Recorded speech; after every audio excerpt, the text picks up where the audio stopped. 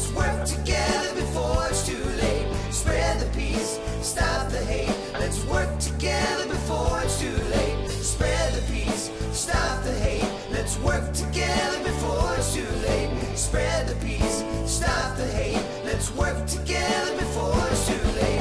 Spread the peace, stop the hate. Join the peace police, keep America great. Hello, everybody. Welcome to the Peace Police broadcast. We're glad you're here in the midst of quarantine. We're all quarantined. We're just happy to be here. We've been gone the last couple of weeks. Lots of different things going on, but I'll tell you what, I'm glad to be back, Lowell. How about you? I am too, buddy. Hi, everybody, and we're glad to be back and right in the middle of how things have changed so much even since our last broadcast. We knew about it, but we didn't have any idea that it was going to have this much impact. Yeah. And boy, are we just beginning to see this is going to have financially on the country, not only speaking of the health aspect, but it's going to have just an enormous impact. Sure, exactly. In fact, it's almost like I think all of us are feeling, Lowell, that life isn't going to be the same anymore. What is it going to be like when we get back? How do you suck like 30% out of the economy and just recover? I mean, that's some of the things I've been worried about. Now, obviously, it seems like Trump is, I think he's doing the best job anyone could do, and I don't think anyone knows what this recovery is going to look like. Absolutely. Know? It makes me nervous, man. Here in some cities like Las Vegas that are based on tourism. Right. Your hotels, your restaurants, your nightclubs, your casinos, different things. But it's going to kill like one half of the jobs right away, immediately. Right.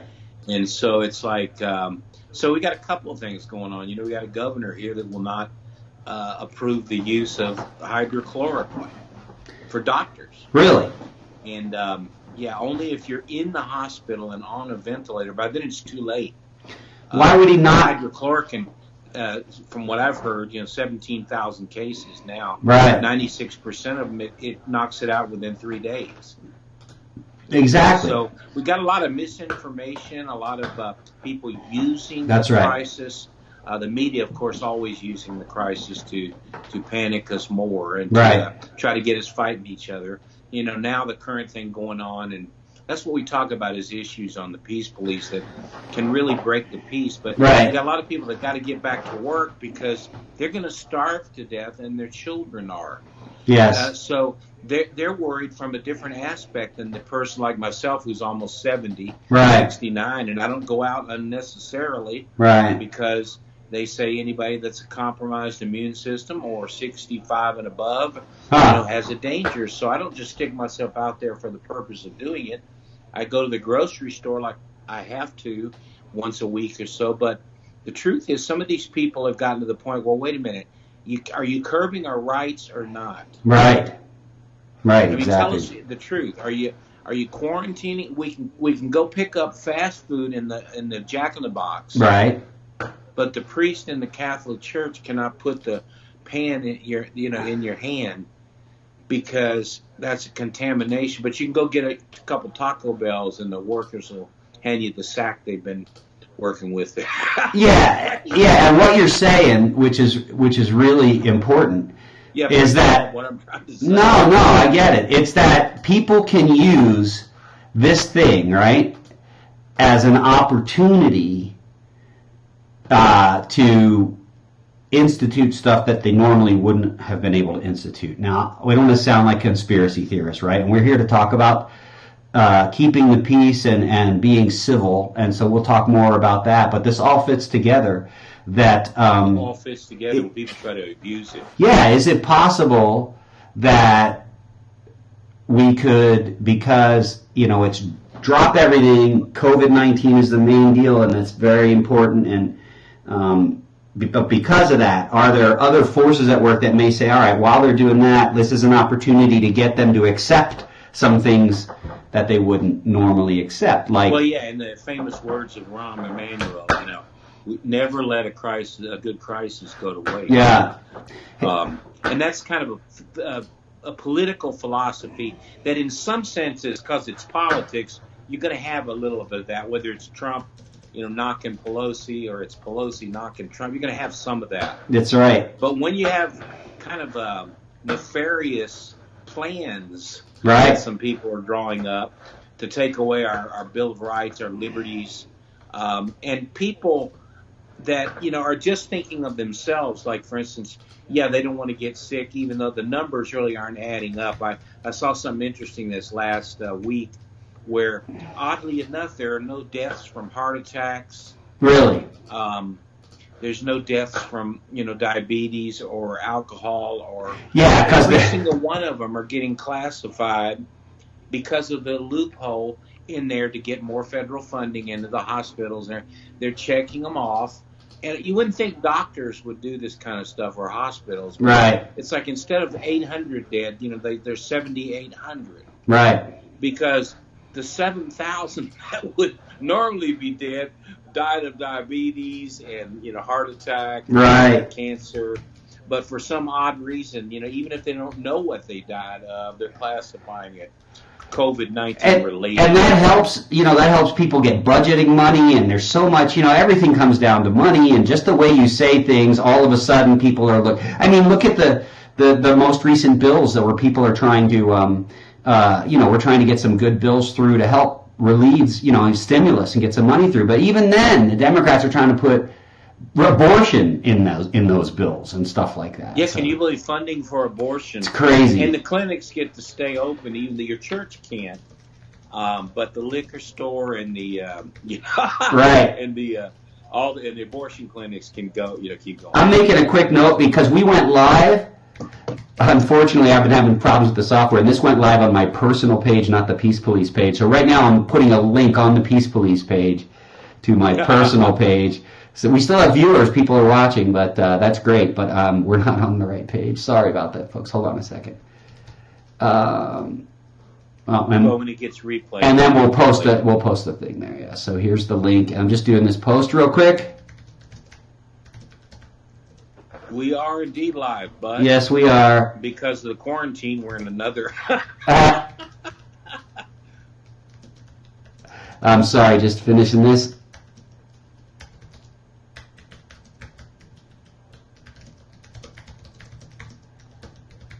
All right. So let's talk a little bit, Lowell. Could you talk for a second about how you've seen, do you think that the general public has calmed down a little bit on the sniping and hateful speech, or there's still some of that going on? I think what's happening now is it's getting transferred more over to a more localized in this estadado, we say in Spanish, but state right. Mm-hmm. Because people have different situations in different states, and now you have people out in Ohio and Nevada and different places that are out protesting. Right. They're still honoring the 6 feet, 10 feet, to a large degree. Now, the people up in the Northeast, I can't speak for them, but I've seen them side by side by the 1,000 out there protesting. So that might be a little dangerous on the pandemic side. But the truth is, people are worried about more than just now they know it's less than 1% chance you'll die. Right. It's 0.9. If you have it, they try to scare everybody, say 1% of the people are going to die. No. 0.9% of the people that get the virus are going to die. That's right. Or I think it's even hospitalized. I'm not sure. But the rate, when it comes down to it, the chances are like, you could go out and expose yourself and make sure you get it. Right. Everybody could do that right now if they go to the right places, so to speak. Yeah. But it's not very chancy that it's going to kill you. Right, exactly. Exactly. And now they're worried about whether they can go back to work instead of just watching the bank repossess their house and be able to go to the store and buy food. Yeah. And it seems small businesses, which make up more than one half of the jobs. Yes. Congress is acting like they don't even exist.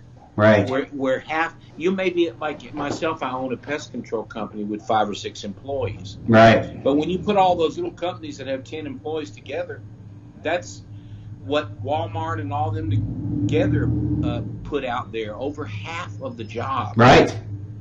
So if you don't protect those places, and I understand the money's already gone, yeah. within 10 days. Yeah.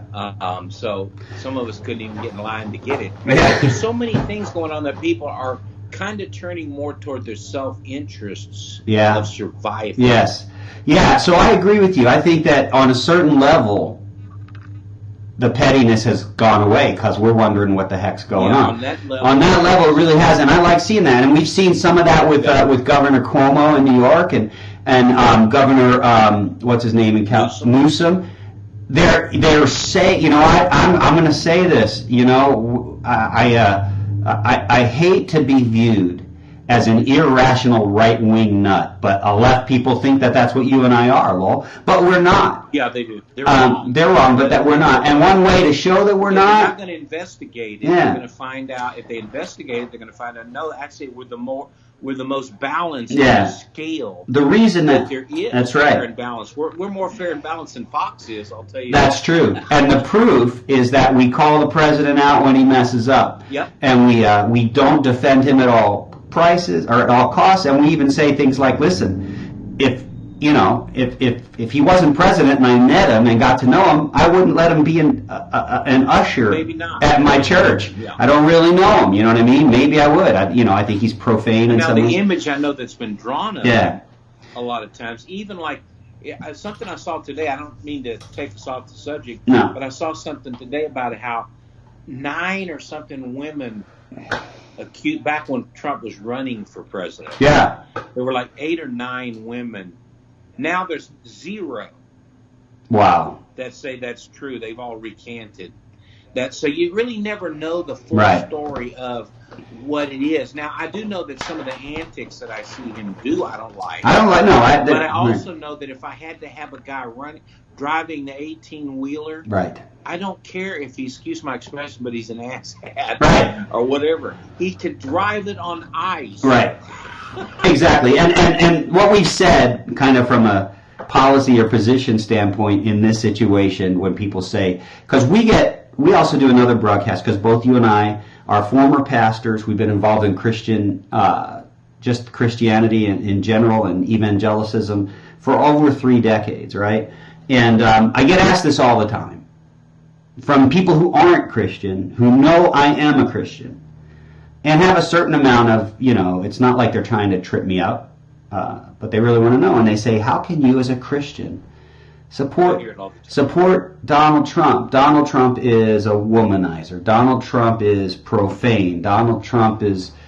divorced 3 times. He's just... he's Donald Trump. How can you as a Christian support somebody who does these immoral things and acts in an immoral way? And there's a couple of responses to this that matter. One of them is...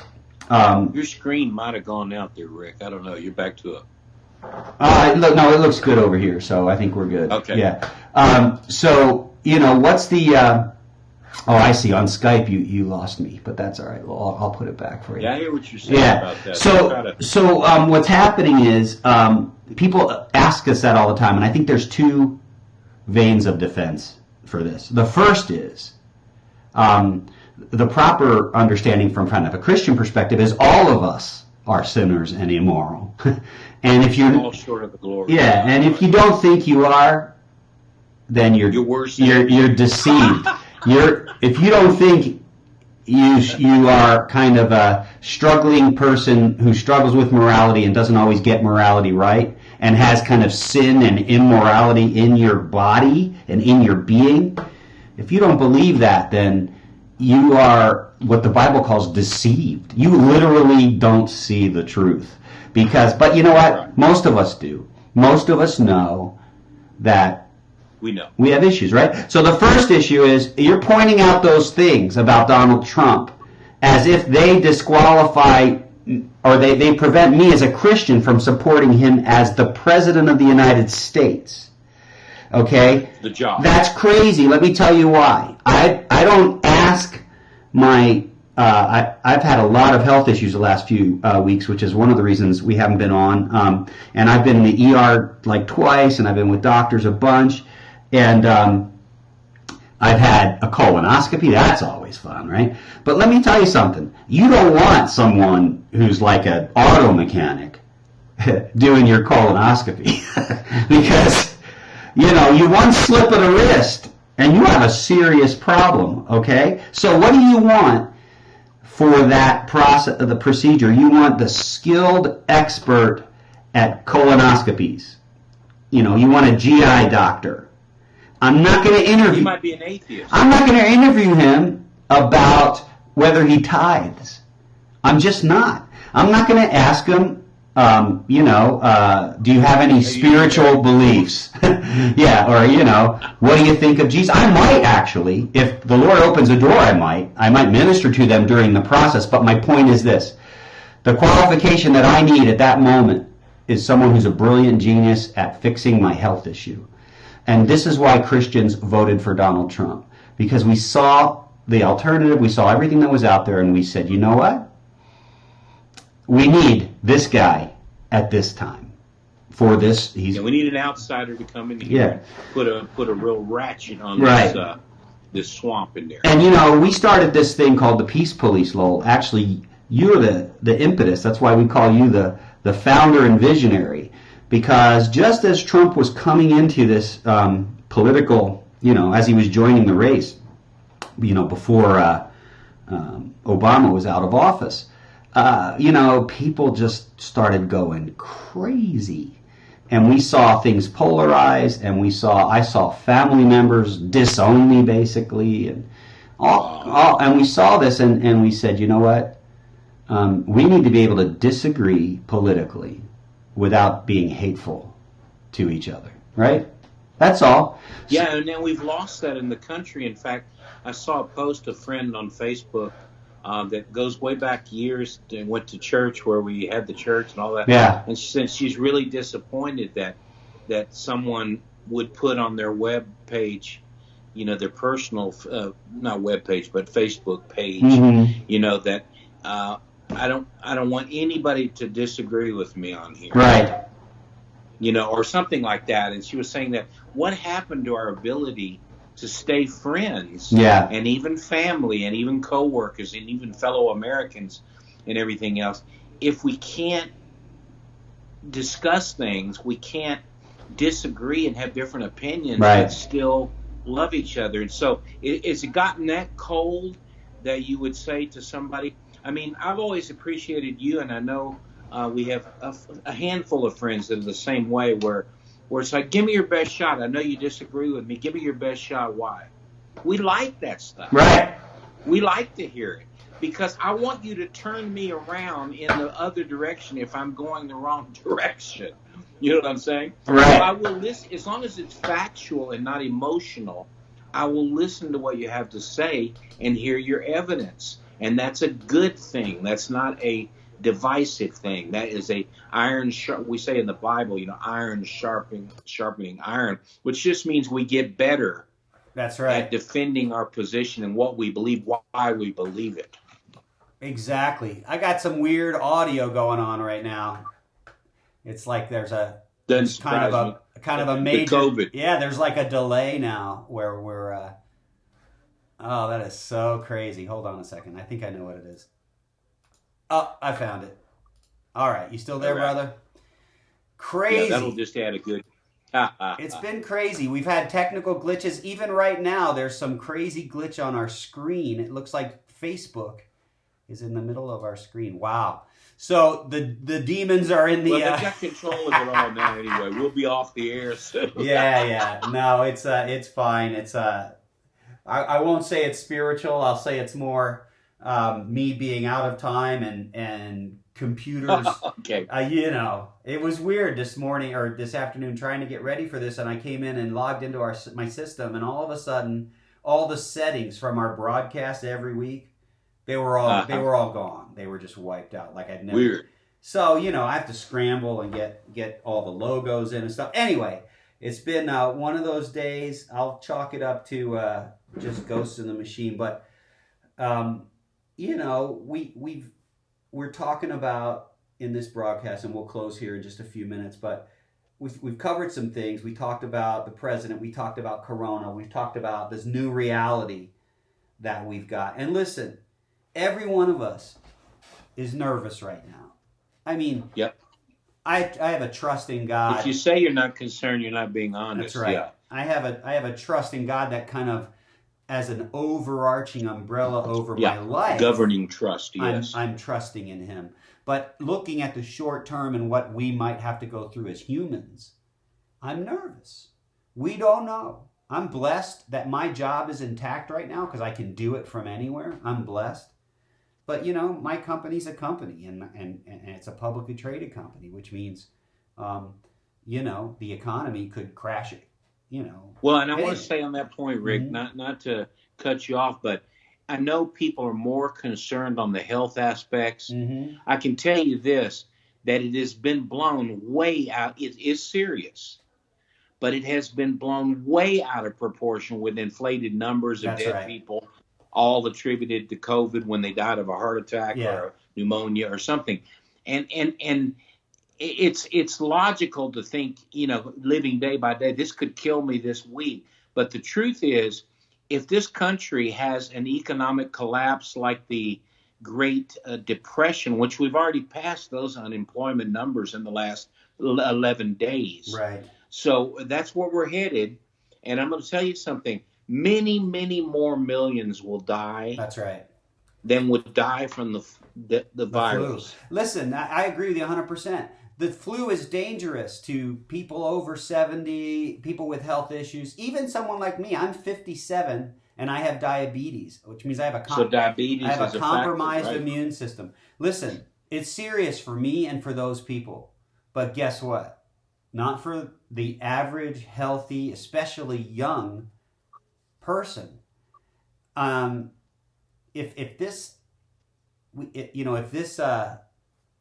illness requires closing the country, then, man, maybe we should have done that last year. It's the whole world that will go because the U.S. is the leader in the world. But and there are other illnesses that are out. You know what I mean? It seems like they were expecting. Either they were expecting or they pretended to be expecting, tens of millions of people dead. And so they were freaked out. So we got this situation that we're in politically or, in our society. It's either that or what's more sinister, which I hope not, and I don't want to believe. I hope not. And I hope we talk about that next week. Yeah. About, forced things like a vaccine with a chip or with or without it, I ain't taking it. But I'm just telling you, that we can talk about those things because there's a lot of a history that we can look back at on that. Well, and think about this. That if you don't want to take, if there is a vaccine, which there's going to be, and you don't want to take that vaccine, can you be painted as an enemy of the state or an enemy of the people? And I think the answer to that is an obvious yes. Dr. Fauci already said from the pulpit from the platform on his deal, those briefings, he said, and you will have a duty to your fellow citizens to get this vaccine. Wow. And that's scary because forced vaccination of the population is one. Well, and here's something. I know we're running late on time, but I just want to be thinking about this for next week. Okay. For those that are listening and will hear it on the replay. Yeah. This is really SARS-2. Yeah. This COVID-19 is SARS number 2. Yeah, it's just another version of SARS. Yeah, it's a coronavirus of which there's 17 already types. Yeah. The flu and the common cold are coronaviruses. Yeah, this is just Corona-19. You have MERS, you have Ebola, you have HIV, you have SARS. Mm-hmm. Those things have been out there for decades, and they've never been able to come up with a vaccine for any of those. Right. And each one of those is horrible for old people and sick people, right? It's just life. This is the way life works. Yeah, exactly. But my point on the vaccines is, why don't you start with SARS-1? Well, before you start telling us we all got to have one, why don't you show us a flu vaccine that works in more than 37% of the cases? And they can, and the reason they can't is because these things mutate all the time. And so the best we can hope for out of a vaccination is, 10, 15, 20%.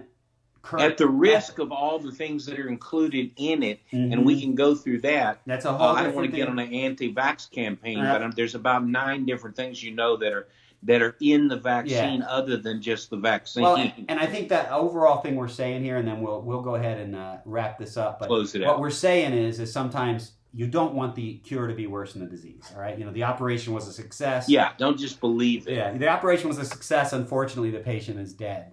It's not good if what we end up doing hurts us more than if you just got sick. Now, again, just so no one gets confused, I'm not talking about elderly and compromised people. They need to be, This is an emergency for them. Yes. It's just not an emergency for about 80% of us, or 70% of us. So, and for those 70%, the cure can be worse than the disease. So this is Rick White and Lowell Pass on the Peace Police. It's been a weird broadcast today, but you know what? What I love about doing these broadcasts with Lowell is we've been talking like this for 30, 40 years. And we came up with this idea to just let people in on our conversations. We may not have anything profound to say, but you know what? Some people have been tuning in for almost 2 years now. We're just going to keep talking, and we welcome your opinions. Remember, what we're about here is even if you're far left and far right, you should be able to say, hey, you know what? You're still an American. I want to shake your hand. You're still my fellow patriot, and we may disagree, but I'll defend you and you'll defend me. That's all we're trying to get to. So that's what the Peace Police is about. What are they, Lowell? What are the 3 pillars? The peace, the civility, and the discourse. Those are them. That's right. Go to peacepolice.net and check out on iTunes the song Spread the Peace. That's what you'll hear here in a second. That's a great song. Original song about what we're doing, and the proceeds go toward helping us do better broadcasts. Hey, thank you all for tuning in. Lowell, it's a pleasure, and we'll see you all next week, okay? Spread the peace. Stop the hate. Let's work together before it's too late. Spread the peace. Stop the hate. Let's work together before it's too late. Spread the peace. Stop the hate. Let's work together before it's too late. Spread the peace. Stop the hate. Let's work together before it's too late. Spread the peace. Stop the hate. Let's work together before it's too late.